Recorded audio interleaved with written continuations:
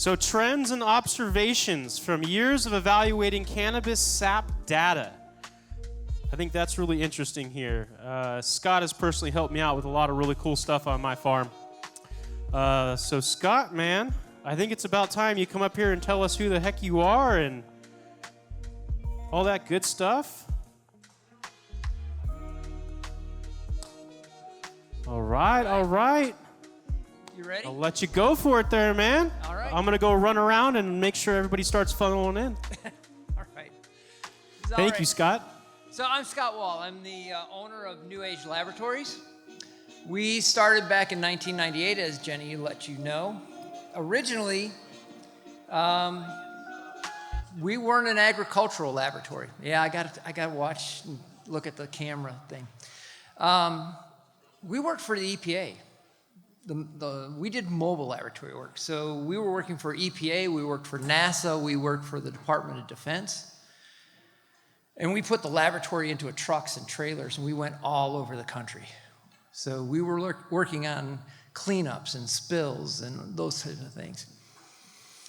We made a lot of money one day, and we made no money the next day. You know, it was a boom and bust. So when we started expanding, we broadened out into agriculture, then we broadened out into food safety. And as legalization of cannabis came on, we just took the ag that we were doing and we kept going into the cannabis field. And part of what we were doing was plant sap analysis. And we stumbled across plant sap analysis because in West Michigan, whether or not those of you in California know this, we are second to you guys in the variety of crops that we grow in Michigan, only to you. We've got kind of a maritime climate in West Michigan. We just don't get to grow as many months out of the year as you do. So on a nice, wonderful spring day, doing a field tour, the folks in the blueberry fields are talking about plant sap analysis, but they were sending it all the way over to the Netherlands. They had to wait 7 days to get it and come back. And this is on data that's supposed to be real time to make actionable management decisions on. So that didn't make sense to us. We had all the technology. We could do it here, but we were sending it overseas. And nobody else was doing it. So we said, well, we're going to do it here. So we could do all the analysis. We could extract the sap. We could do the analysis. What we lacked was, where's the database? What's the right number? Where should it fall? So we had to seek out partners to pull a database together, to find the databases that went back into the 80s. We actually found a partner out of Australia that we could do that with. Started building that. And because of the legal cannabis industry in the United States, we quickly became the largest database for sap analysis in cannabis, whether it's industrial hemp, whether it's indoor grown cannabis, whether it's greenhouse, whether it's outdoor. Nobody's got more data on nutritional uptake than we do, okay? Well, from a standpoint of talking about a company, I almost did the same damn thing.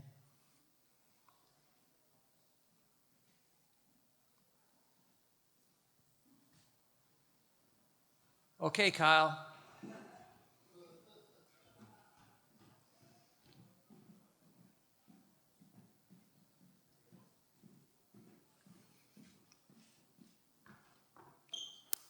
So from a mission standpoint, okay, and for an elevator speech. Oh, okay, all right. Every lab is going to go out there and generate data for you, right? You're going to get stacks and stacks and stacks of data. The problem is turning it into information. That's our goal. New Age is all about taking data and turning it into information and turning that information into solutions. You aren't sending samples to a lab just to get data. You have a reason for why you're sending a sample into a laboratory. You want to know something, and that something is usually to solve a problem or to have a direction on what you're going to do. What do I need to do as far as adding amendments? What's causing this yellowing? How can I improve my production, right? If all you're getting back is numbers, and the people that are generating the numbers can't assist you in turning it into actionable management, then it just becomes a stack of papers sitting on the corner of your desk. And that's why we have our sole purpose in making information and solving solutions for you. So if we're just sending you reports, it's not worth a damn. Data everywhere, but where's the information? It's just like being in an ocean, having water all around you, but nothing you can drink. Find a solution. So what we're going to talk about today, we're going to talk about cannabis sap data and making it actionable. What are the trends that we're seeing? What can I tell you today, even if you don't submit a sap sample to us? What can I tell you about what's going on generally that you might take away from here today that you could apply in your grow? Okay? Nope, I think I jumped. So SAP data, what Jenny was talking to you about earlier, and this is where I'm going to get in trouble because I walk away from microphones. Nutritional concentrations, ppm, typically, okay? Metabolic parameters measured in the sap, removed from the new and old tissue, okay? It provides the insight into nutrient uptake.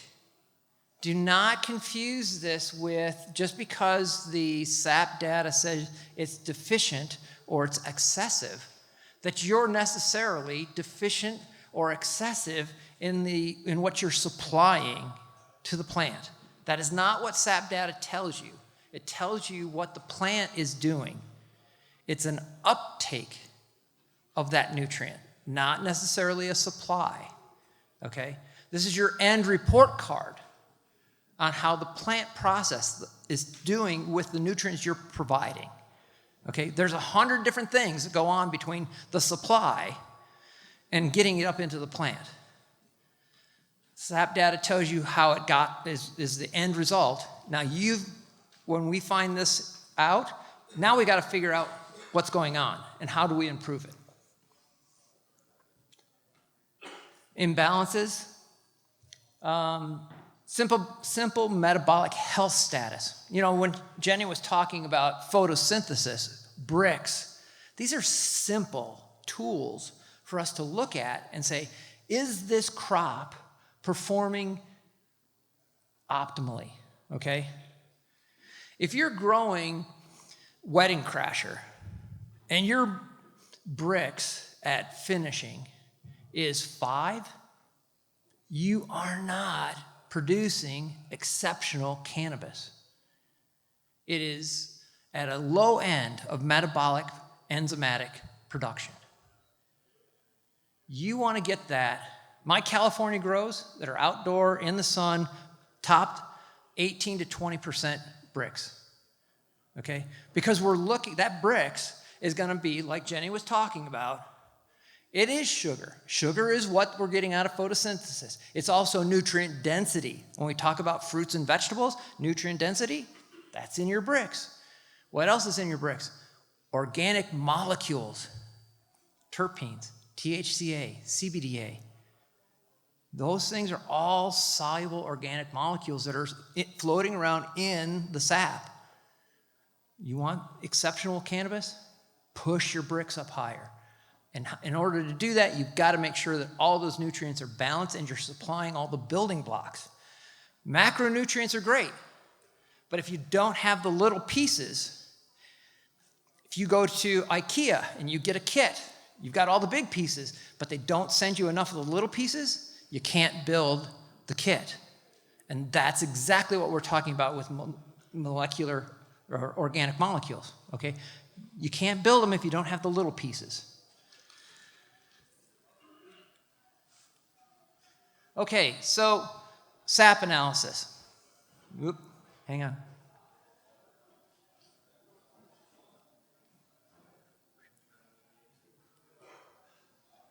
Okay, so you collect it, you send it to the lab, we take the sap out of the fan tissue, the fan leaves, petiole and the fan leaf.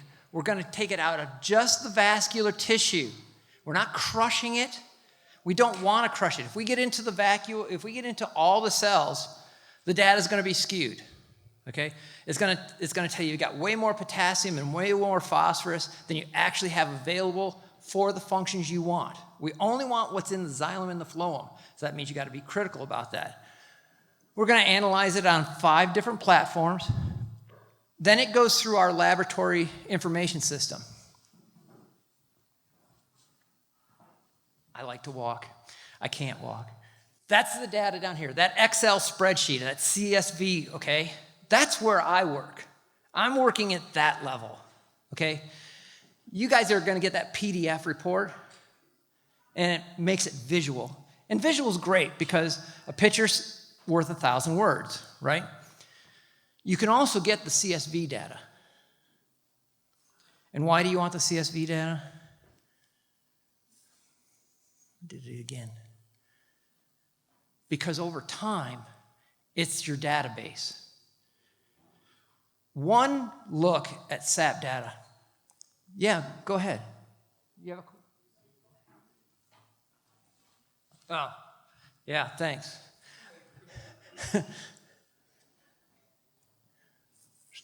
I should really have somebody else control this instead of me. And this is a good reminder. Thank you for waving me down. If you guys have got a question while I'm talking, raise your hands. They've got microphones already. It's any presentation I do, it's 10 times better if you interrupt me if you've got a question. We'll make this interactive, okay? Saving it towards the end, that's crap, okay? Just let's talk, because that's where this is dynamic. Let's make the talk dynamic, okay? So now you've got your database, okay? New and old data stacking up on top of each other. Now this is all watermelon sugar. This is compositing from one grow, looking at over time, looking at one harvest over the next generation, And we're looking at, okay, what's the trend? What's going on within the management structure and how he operates here, okay? And why do we care about this? Well, it's not just about, the nutritional uptake is what we're monitoring, but it's giving us insight to far more than what we're feeding, okay? It's giving you insight to every aspect of what you're doing in your grow.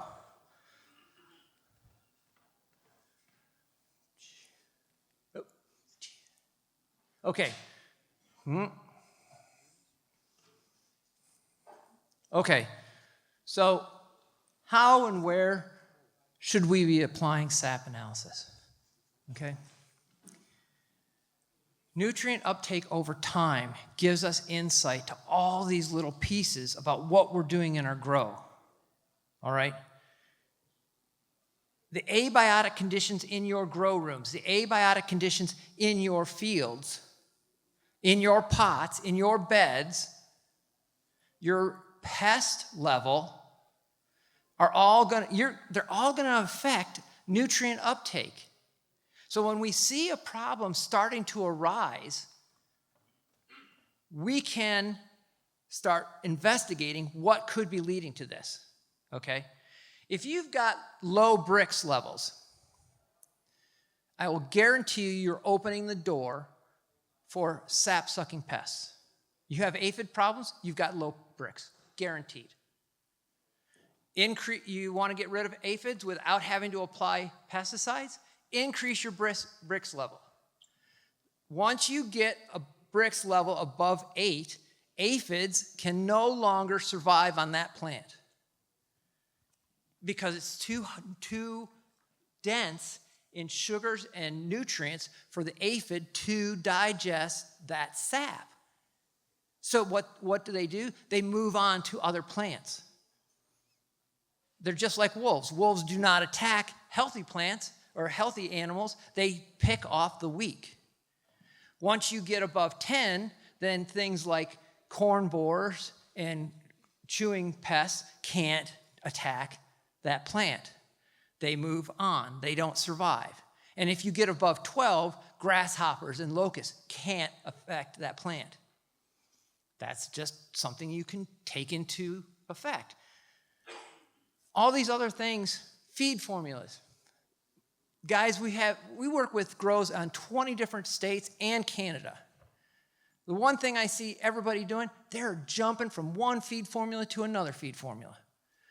Find your formula, find who you like working with, and stick with it. And then figure out how to improve around what you're doing. If you're jumping from one thing to another, it's not good science. I'm a numbers nerd, okay?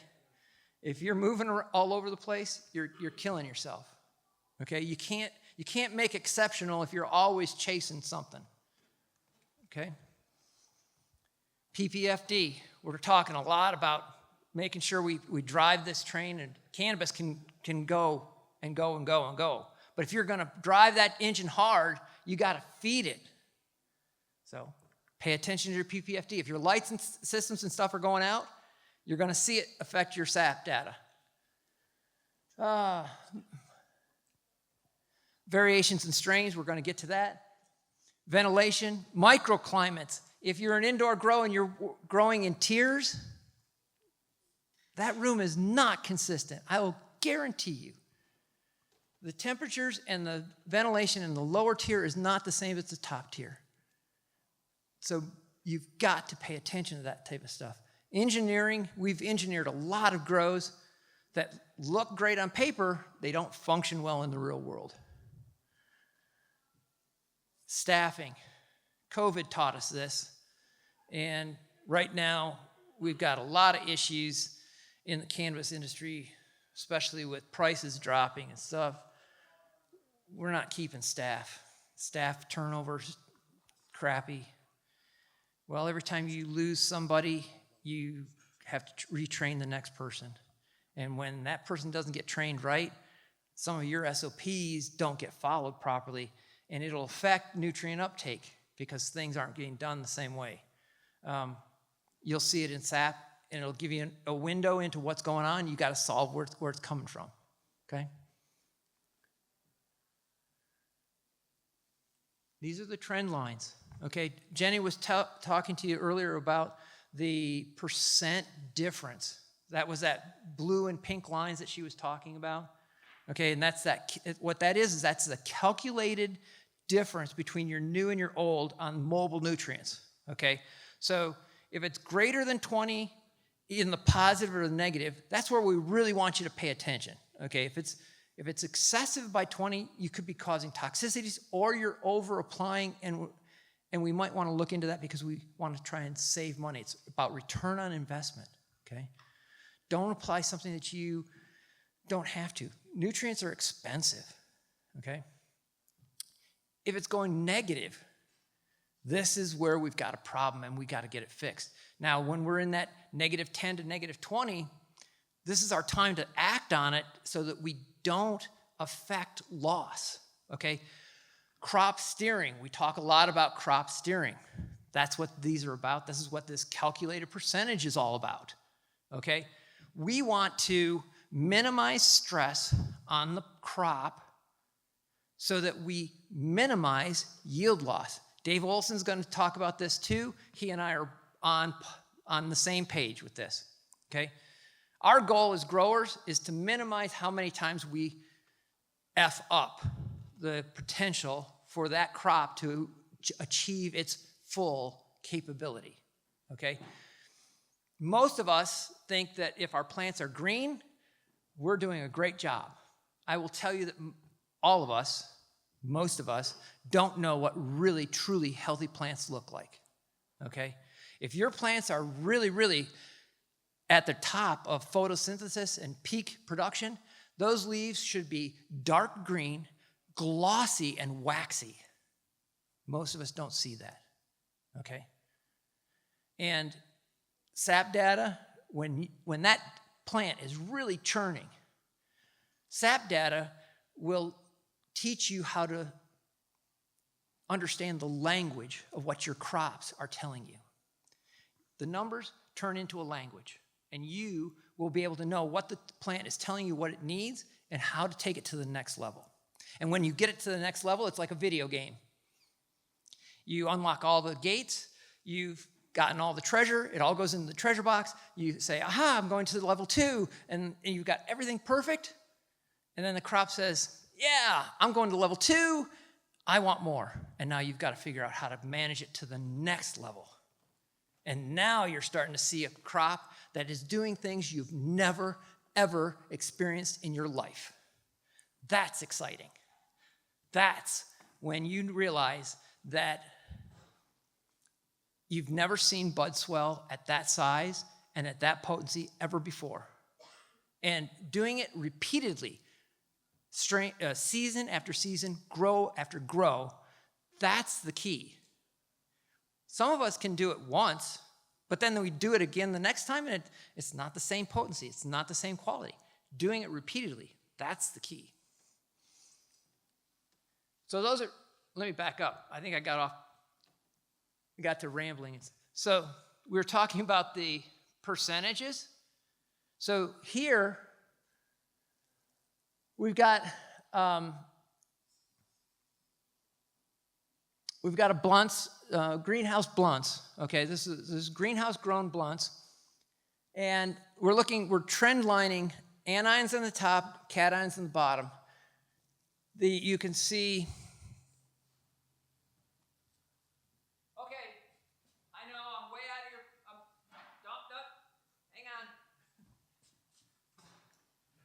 Don't panic, guys. I'll be right back. Okay, this is the zero line, okay? Above is positive, below is negative. There's a laser pointer on that thing. Oh, that's right. Okay, look at there. There's the zero. You'd think I was a technological dirt. There's zero. Here's positive. Here's a negative. Okay, so we're trend lining this over time. Well, now tell me what I'm doing here.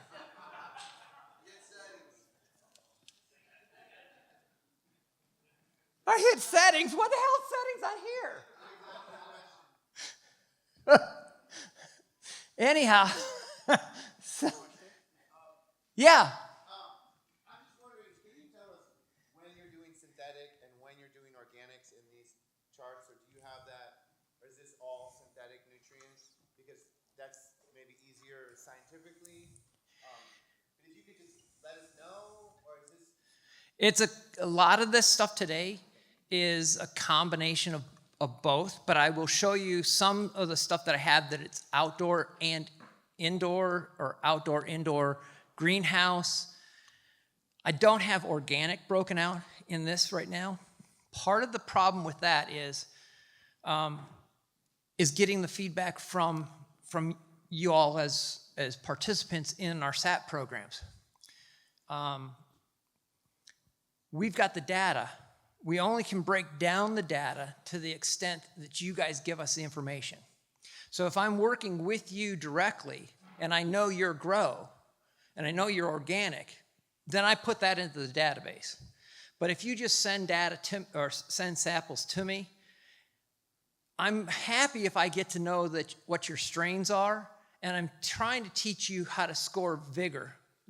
A gentleman from KIS was asking earlier about the databases and how we work on them. Okay. Getting you to score vigor helps us create OLs year after year and keep churning them to improve, okay? So not a lot of breakout on organic yet because we don't get that feedback from the grows yet, okay? We can make it stronger as you guys participate with us. We can make the data coming back out to you that much better, okay? Yeah. So here, what you want to really look at, and Jenny was talking about cation and anion imbalances, and how if you get too much of one thing, it can inhibit the other. You can see, so you see the green line in the cations here, the one on the bottom. The green line is the one that peaks right there on that second sampling. Look at how it suppresses the other cation in that sampling. Okay, that's what we're really talking about. So, in a situation in cannabis, okay, there are 4 macronutrients I have to have in order to really produce exceptional cannabis. I've got to have mag, I've got to have calcium, I've got to have phosphorus, and I've got to have sulfur. If I don't have those 4, nitrogen's a given. We always have to have nitrogen, but we don't want surplus nitrogen. But I've got to have those other 4. I've got to have mag because I've got to have good chlorophyll to produce photosynthesis. I've got to have calcium because I've got to form a lot of trichome, and it's almost all calcium, okay? I've got to have sulfur to form the secondary enzymatics, the terpenes and stuff. That's all sulfur-based. And I've got to have phosphorus for bud swell, okay? If I don't have those 4, I'm screwed, okay? Well, almost all of the commercial fertilizers and a lot of the teas and some of the other organic things have way too much potassium. We're not growing fruits here, guys, and vegetables. We don't need to fill out a fruit and a vegetable. We're not making an apple. We're not making a cucumber, okay? We need enough potassium for metabolical functions in the plant. But pull it back. Keep the reins on it. Almost all of the data we see in cannabis is way too much potassium. And what happens? It blocks out mag and it blocks out calcium. The other side, one of the big things that every time something goes askew in cannabis, I hear somebody say, oh yeah, you need CalMag. No, you don't. Okay? First of all, I don't mind the magnesium and I don't mind the calcium. But the problem is, think about the other things that are coming along with the CalMag. It's chloride.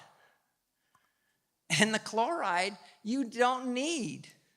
And you shove all that CalMag in there, you jack up the chloride, and the chloride is one of the easiest things to put in the plant. And pretty soon you've got an excess anion in your plant, and it's inhibiting the uptake of your phosphorus, and now your plant's struggling for phosphorus, you don't get the bud swell you want, and you've screwed yourself. Trying to solve one thing, you screwed something else, okay?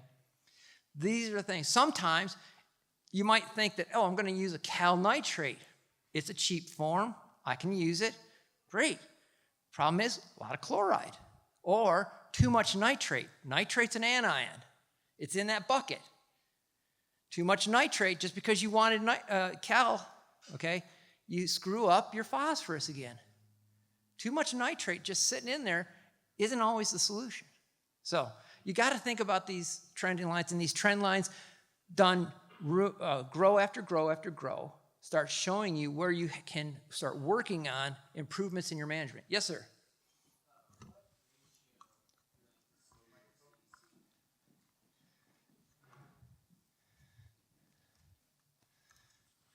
What's the target CEC ratio that you like to see in the SAP test? The CEC? Or you mean the electrical conductivity in the sap? Like base saturation of cations. Okay. I've never calculated that in the sap, to tell you the truth. I know what I do want to see is the ratio that I want to see in calcium to potassium to calcium. I want to see my potassium to calcium between 2 and 4. If it's higher than 4, you're getting way too much potassium to your calcium ratio. And if you're below 2, you're okay. It's not going to kill you, but you might be running into a potassium issue there someplace, okay? The nice thing is what you want to do is you want to use that potassium as your yardstick. The best consultant you will ever get is not one on 2 legs. Your best consultant is the one with the roots in the ground. So learn how to read your SAP data. Your potassium, the crop's going to tell you, okay, look, you've got too much potassium uptake, okay? Well, then use that potassium gauge to help you out with your calcium. The calcium's not mobile, but if you use the ratio for your potassium that the crop is telling you about, you can gauge your immobile against the mobile and get it into the proper ratios that you need for success. And always look at your success. Tell Scott to go to hell. Scott, I don't know your grow as well as you do. I can give you the tools to work with it, but you need to know your grow. You need to use my tools. I want you to use my tools. You can use somebody else's tools, but I want you to use mine. I want to teach you how to use it, okay? That's the key. But use the ratios. That'll help you figure out your saturated base. I'll show you some other places where we do use a CEC balancing, like in we make what is called a rapid soil. It's a water extractable solution that ties in really well with SAP analysis. There we use a little bit different saturated or base saturation than like a Malic 3. We want much lower total calcium, and we want the potassium and calcium to be closer to one another. Okay, so there are some changes there.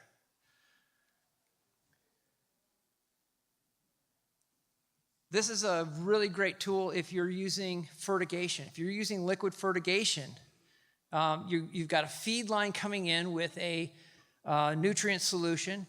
You have a certain amount of drain to waste that you've got coming through. You can use SAP data to steer to make sure that your crop has enough nutrient uptake. You know what you're feeding in ppms, okay? And you know what the ppm is in your waste, in your drain. So if you've got a 20% flush through on your drain, you know how much water is being taken up. So the blue line here is representing the amount of H2O that the plant uses. You've got X number of liters coming in, you've got X number of liters going out. You now know what your utilization is, okay?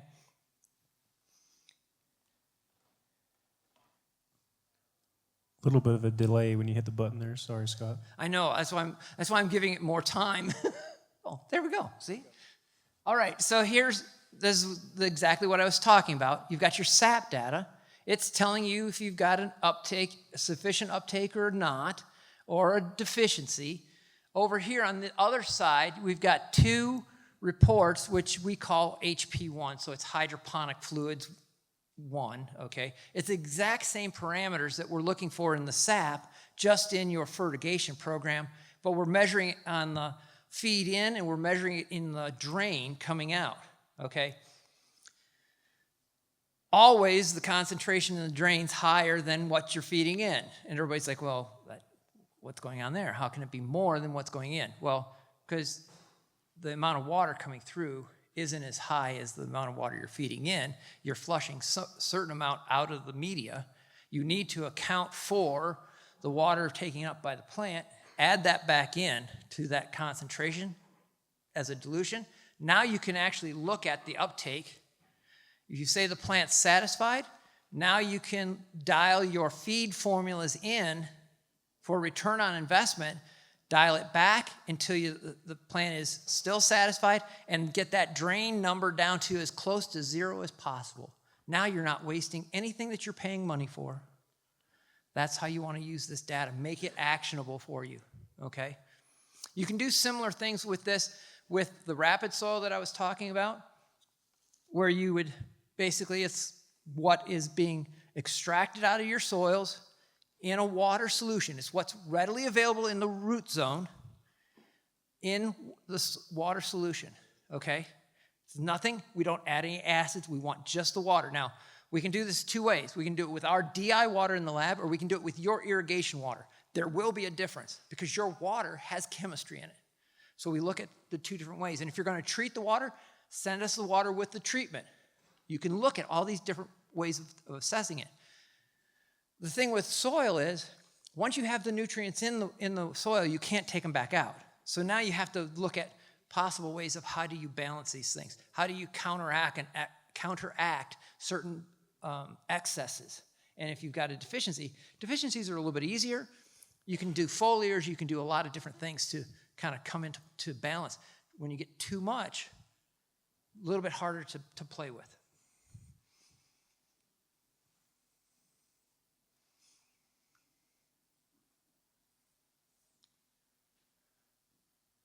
that's just basically what I just explained. You know, your goal again is to get your nutrient balance into play so that you are wasting almost nothing in dollars. I don't care if we talk about ppm.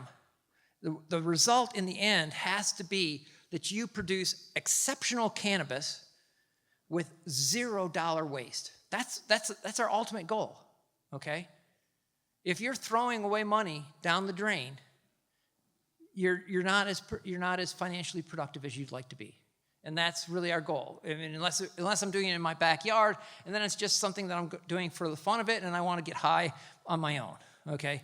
Then I don't care if I make money. Just like if I have chickens, I don't care if I'm, producing eggs at $10 a dozen because they're mine. But if I'm doing it for generating money, you want to make sure that you're paying attention to return on investment.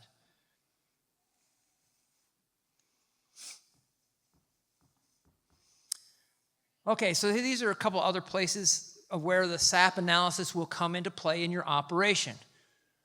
Optimizing yield, increasing the actual pounds per square foot, or however you calculate out your yield production, okay? That's important. We want to work on continually improving your yield. Now, I can't help you with that until we as an industry start feeding back to us. Our clients that work with us and send us yield data on every harvest, we can help them. If you don't give us this exchange of data, we can't help you, okay? But we can create production projection goals when we do this, and we dial in the nutritional profiles based on your management and your nutrient uptake. Optimizing your boutique, your terroir, this is very similar to the wine industry, okay? It may not always be about producing the most pounds of bud. It may be about the smokability. It may be about a certain terpene profile that you're trying to produce. And that isn't always about feeding it the greatest amount of nutrients. Maybe you want to have a deficiency in a certain nutrient because it creates a certain terpene profile. That requires data. That requires knowing what created that profile. And if we don't collect the data, if we don't document how to make it reproducible, you can't create a business brand out of it. That's where this comes into play. Integrated pest management, we talked about bricks. Just improving the health of the plant improves that plant's ability to resist pesticides or pests and fungal infections. Okay, so powdery mildew, selenium increases the cell strength. That powdery mildew has to actually break through that cell wall and stuff. So when you increase levels of copper, when you increase the level of selenium uptake, when you increase the level of magnesium or manganese, you're increasing the ability of that plant to resist the actual infestations of pesticides, of pests, funguses, viroids. Hop latent virus is called latent virus. It may be in the plant. It doesn't have to be active. Okay, it could be present and not actually show symptoms. If that plant is overly healthy, it may be present, viroid, and never show symptoms and never affect your crop. Okay, that's where we need to get to. Because I don't know that we can eliminate hop latent virus entirely out of our industry. But we have to make the crop healthy enough to withstand the infestation, okay? Again, it's all about return on investment.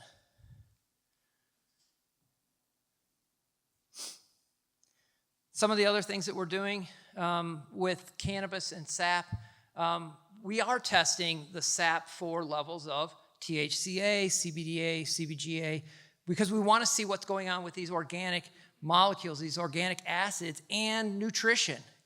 Can we push profiles to increase these based on your nutritional profiles, based on your management that we can gauge during the grow? Don't wait till the end and say, okay, let's hope. I can't wait to get my test result back. I want to see if I broke, what's today, testing labs? Oh, let's see if we broke 33, okay? Maybe 2 years ago it was 25, but, but let's do it consistently. And let's gauge it through the grow, and can we shift something during the grow so we can get to the best place? We can get to stay on target. So we're testing those things. Heavy metals, we talked about heavy metals earlier. Michigan, similar to California, we have pretty stringent testing criteria. So we want to make sure that, hey, do we have anything that we're doing that is contributing to the possibility of failing a safety compliance test, okay? Heavy metals is one of the number one things, that and mold, that fails a cannabis crop, okay? So if we're gonna fix those things, let's an ounce of prevention is worth a pound of cure. Let's figure out what things we're doing that are gonna screw us up at the end. Organic growers, this is where I can tell you stuff. Organic growers, your biggest issues are some of the things like kelp. Make sure your kelp comes from deep water sources, not shallow water sources. Shallow water sources tend to be high in arsenic because it's human waste, basically, getting into the kelp. You need deep water sources. Everybody wants to put Purolite and things like that into their soil mixes. Be careful with that. It's expanded rock. Depending on what rock sources they use to create it, you're going to have chromium, lead, potentially leaching into your soils. And depending on the pH in your soil mix that you're using, it's going to be taken up in the cannabis. Good research out of Pakistan. Nutritional heavy metals like nickel and copper, the uptake rate is about 20%. So if you've got 4 ppm of nickel in the soil, you're roughly going to end up with about 1 ppm in the crop. Okay, if it's lead or arsenic, it's about 5%. It's on average. Now there's a standard deviation in there, so you can use that rule of thumb. Okay, it's a good thing to work with. Now if you're growing outdoors everywhere, you've got naturally occurring heavy metals.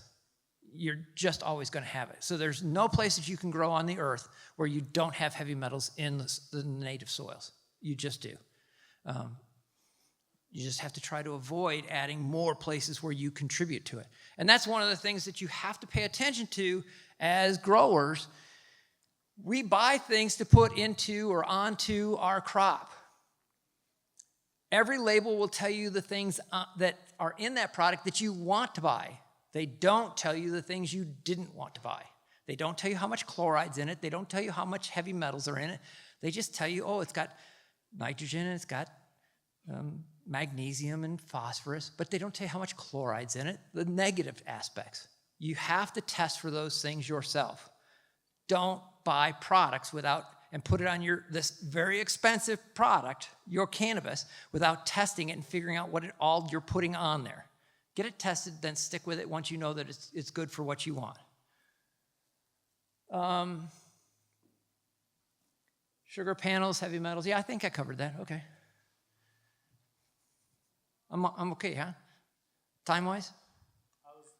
Yes. Okay. I was going to give you a warning in a few moments. So just crap. Keep rolling through. I got to hurry up. Okay, so we've talked about tactics up to this point. Now let's talk about strategy.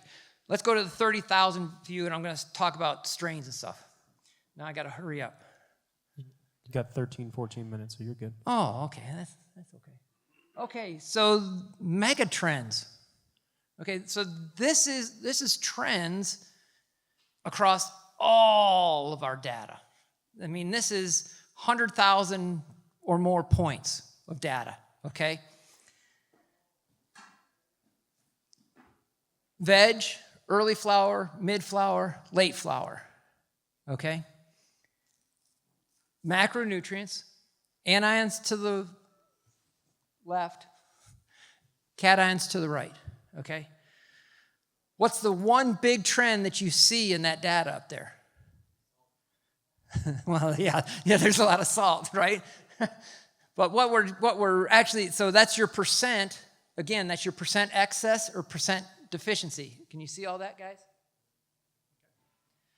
Well, the one thing that sticks out of that, and remember, this is across all of you in this room. You all grow cannabis differently, right? And you grow it differently than the guys in Michigan because we don't have great weather all the time. So we grow a lot of stuff indoors.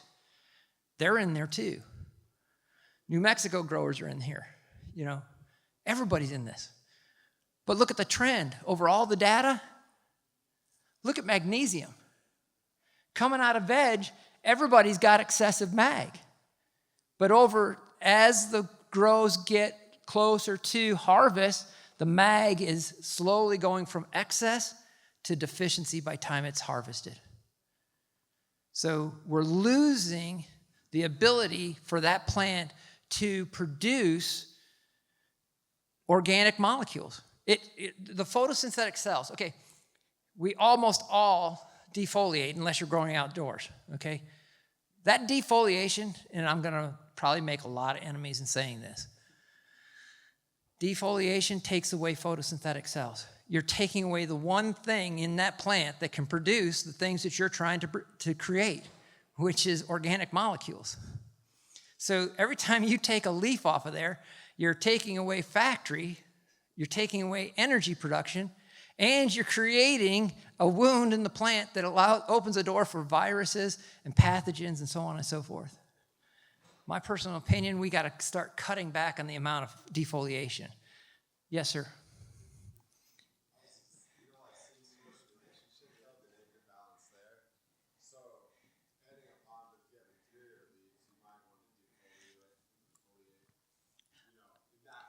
I totally agree. My recommendation to all my grows that I consult with, defoliate to the extent that you think you need to control IPM, but leave every leaf you possibly can. Somebody Thursday, a brand new grow I went to said, yeah, but I've measured the UV level in the inside, and he said, I only got 200 in there. I said, well, yeah, but if you take that leaf out of there, that's 200 you didn't capture. So why would you take the leaf out?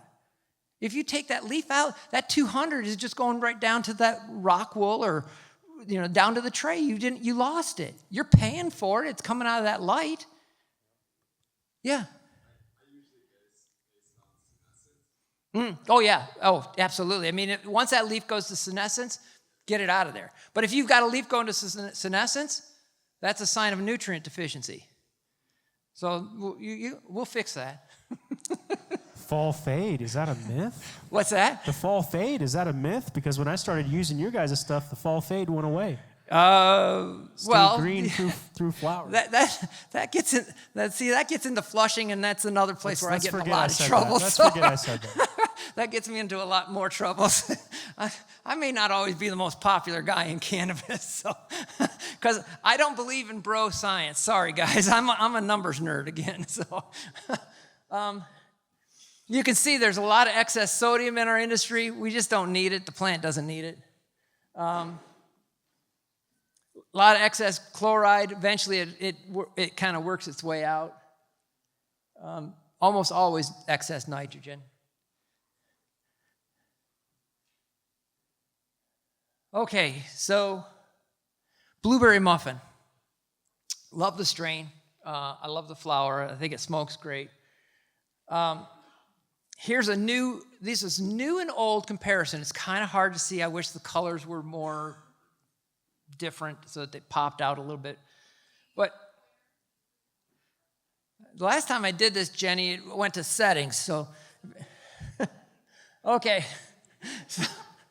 So here's our veg, and in the veg, you can see we've got this big excess sitting here in potassium, and then when you look at, we got an excess sitting here in nitrogen.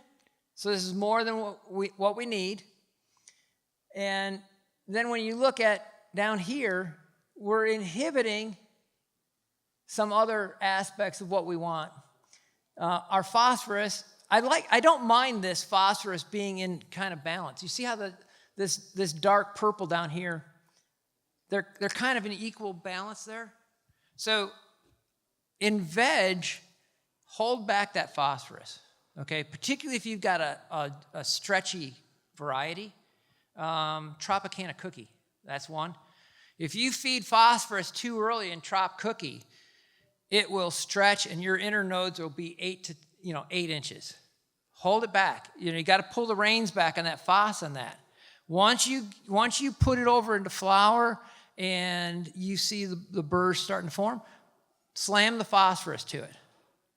And then it'll take it and you'll get your bud swell. But if you feed it too early, your inner nodes distance will stretch. Everybody thinks, oh, it's nitrogen. If I feed nitrogen, I'll get this too much veg. And the stretching is not from nitrogen. Vegetative growth is from nitrogen. That's leaf. It's not the inner node. Inner node distance stretching is from phosphorus. Yes, sir.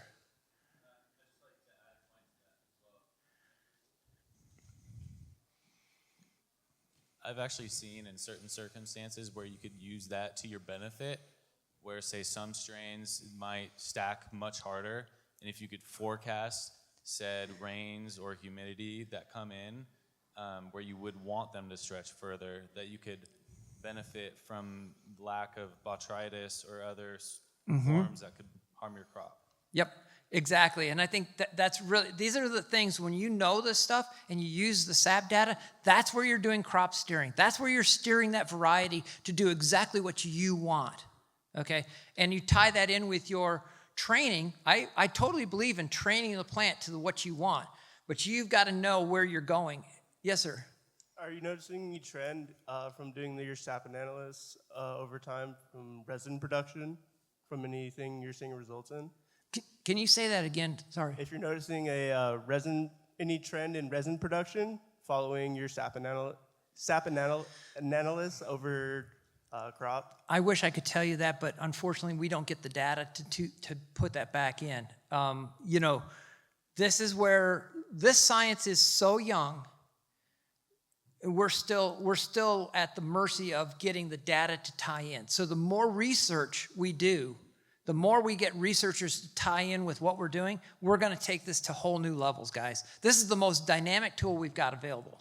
Honest to God, it's fantastic. Yes, sir. I've been working with SC Labs since the beginning, before they offered public tests. Once they got to 10,000 tests, they hired someone to do a metadata analysis to show where the industry was going with too much terpenes this way or that. Have you ever just reached out to them? They're really nice guys. Partner with them, or are they like confidential? Is every lab like, this is mine?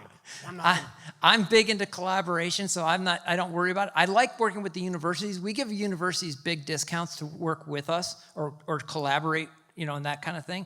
I'm not too worried about it. What I don't do is I don't share how we extract the sap, because that's proprietary information.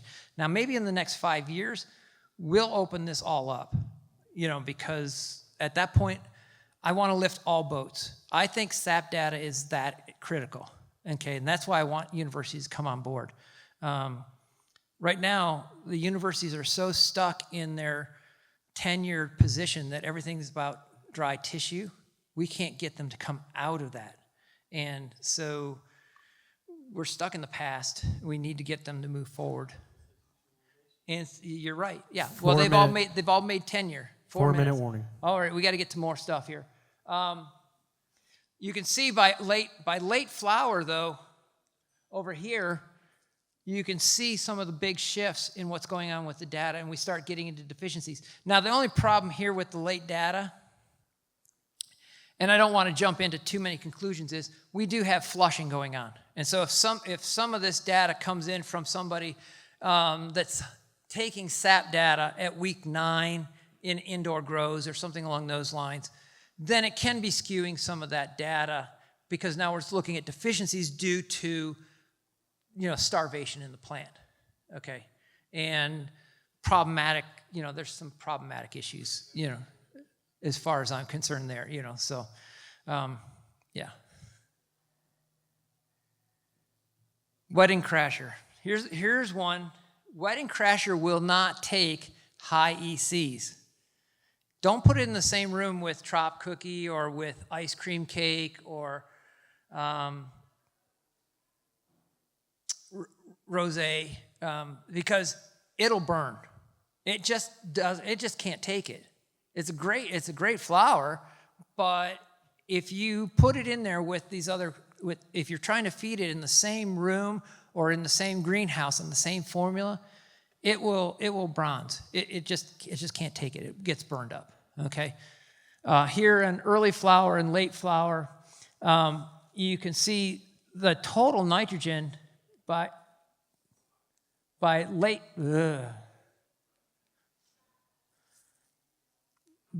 flower. There's so much excess nitrogen in this plant. It's just a waste. That's the blue here. And great big extra potassium. And then when you look down here at the mag, we're deficient in magnesium here, and we're deficient in phosphorus. So we're killing the things that we're trying to achieve in what we're growing. We got to pay attention to these things. Let me show you some. I'm going to go backwards here. There we go. Okay, here's just a sample of how kind of some differences between strains. So on the far left, you've got fudge sickle, then you've got potato runts, apple fritter, wedding cake, ice cream cake. And you can see that if you look across these strains, again, if the bar's going down, it's as a look across that strain, it tends to be have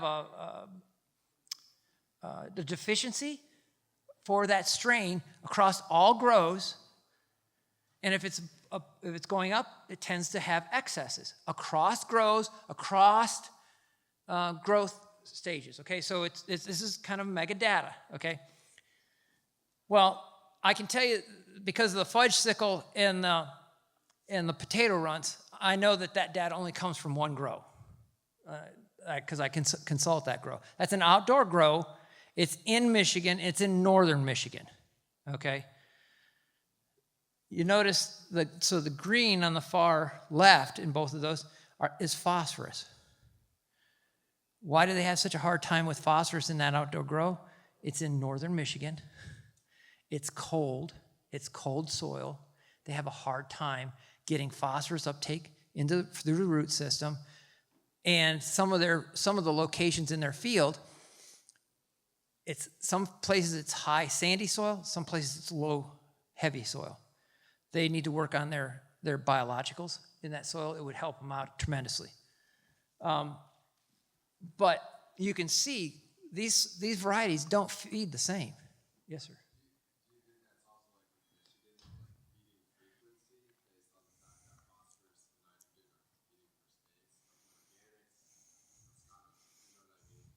Oh yeah, no, I truly think that is the case. I think, when we're talking about organics and we're talking about needing to really have good soil biology, and Dave Olson will talk about this later, it's critical to know where you're going with some of that stuff and making sure that biology, and if the plant is not super healthy and feeding back the right root exudates, you're not feeding the right the biology back in, so it can become problematic, okay? I think also some of their problem is, they clone in rockwool plugs. And when you clone in that rockwool plug, you tend to get taloning, and you put it back outside, and you'll get, the roots will make this claw, and then you get a weak stem, and that you don't get a good taproot. And I've seen too many plants in outdoor grows that start clones that way, and they tend never to form a really good taproot. I think that's part of their problem as well. I suggest that they go something that's not as dense as that rockwool plug. I would, even a cocoa core or something, anything that's going to allow more natural root structure to start. and then get it transferred over to a nice 3-inch pot or something before they put it outside. Yeah, absolutely. All right, Scott, we're going to have to wrap it up here. So sorry about that. But the point of this event here, guys, is so you can go back and talk to him on a level that helps you personalize your situation. I think that's why I started using SAP data, is because I was tired of bro science and I wanted to apply science to myself. And I wanted to have more data and more information. And I was talking to Steve Cantwell. I was like, I got into this because I had a healthy plant that was beautiful, amazing, waxy leaves. And then the plant next to it in the same soil system, the same bed, was just infested and having all these problems. So I've got a point there. Obviously, I'm going to get rid of the plant that's bad, but the main thing is I need to take some data from that and see why that happened. So that's what got me into this situation. That's what got me involved with these people. It's going to give you data you don't have if you can take it that far, or if you want to push it further. Maybe this is the kind of data that you need to be able to not guess. So, thank you, Scott. Can you guys say thank you to Scott here?